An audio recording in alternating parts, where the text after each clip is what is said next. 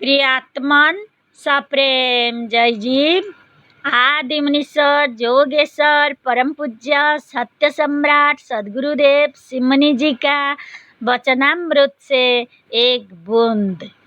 अपनी आत्मा को जो ईश्वर ना समझकर नीच समझता है वह कभी अपनी इच्छा की पूर्ति में सफल नहीं हो सकता।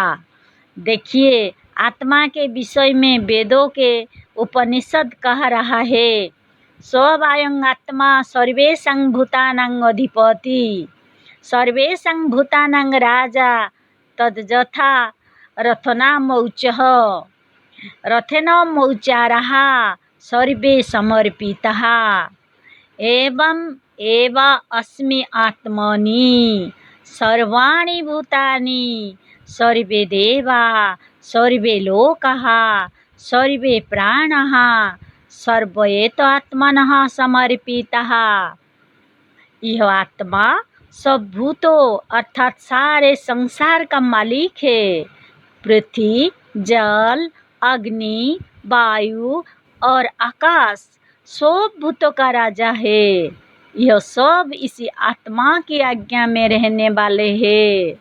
जैसे चक्र या पहिए की नाभि में पहिए की तमाम तिलियां मिली हुई है, उसी तरह से पांचों तत्व, सब देवता, सब प्राण और सारा संसार आत्मा में लगा हुआ आत्मा के बस में है।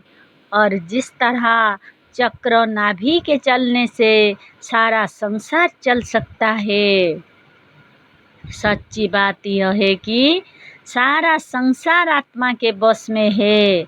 जो शरीर के भीतर है वही हमारी आत्मा बाहर भी है।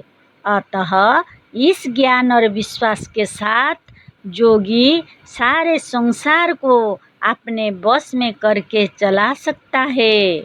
यजुर्वेद कठोपनिषद को देखिए, एक वशी सर्वभूतांतरात्मा एकं रूप बहुधा जो करोति तं आत्मस्थं जे अनुपश्यन्ति धीरा तेषां सुख शाश्वतं न इतरेषां।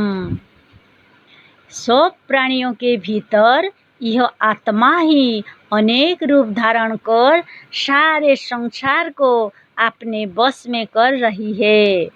आत्मा के इस बोल और अपने ईश्वरत्व का ज्ञान लाभ कर ईश्वर प्रणिधान द्वारा जो धीर पुरुष इस आत्मा को अपने भीतर देखता है वही अनंत सुख और आनंद का भागी होता है, दूसरा नहीं। जो मनुष्य अपनी आत्मा को के इस महत्व को जान जाएगा वह आत्मा पूजा छोड़कर दूसरे की पूजा नहीं कर सकता।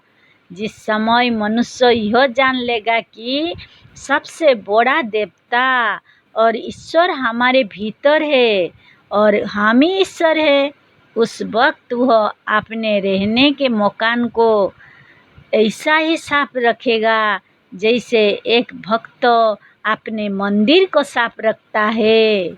भक्त जैसे अपने ईश्वर को स्नान कराता है, उसी तरह योगी अपने शरीर को नित्य प्रेम और भक्ति के साथ साफ करता, धोता और खूब स्नान करा के स्वच्छ रखता है। अच्छा से अच्छा कपड़ा पहनाता और अच्छा से अच्छा भोजन देता है। यदि दूसरे का बनाया हुआ भोजन और जल अत्यंत स्वच्छ, उत्तम और स्वादिष्ट नहीं मिलता तो वह अपने को खिलाने के लिए स्वयं पवित्रता के साथ जल भरकर स्वादिष्ट, स्वच्छ और पवित्र भोजन बनाता है। फिर यह अपनी आत्मा को अच्छा भोजन, वस्त्र और ज्ञान विचार के लिए आलस्य छोड़कर खूब साहस, उत्साह और पुरुषार्थ के साथ काम करता है। यह आत्म पूजा का बाह्य रूप है। इस आत्म पूजा से मनुष्य हर तरह की उन्नति प्राप्त कर अपार सुख का अनुभव करता है। यही वह सुख है जिसके लिए सम्राट भी तरसता है, पर बिना ज्ञान और अभ्यास के पा नहीं सकता। जिसे अपनी आत्मा का सच्चा ज्ञान नहीं है, वह सम्राट होकर भी सुखी नहीं होता, और उसके विरुद्ध जिसे अपने का अथवा अपनी आत्मा का ज्ञान है और योग के उत्तम साधनों से युक्त है, ऐसा एक साधारण मनुष्य भी सम्राट की अपेक्षा बहुत अधिक सुखी है। जय जी।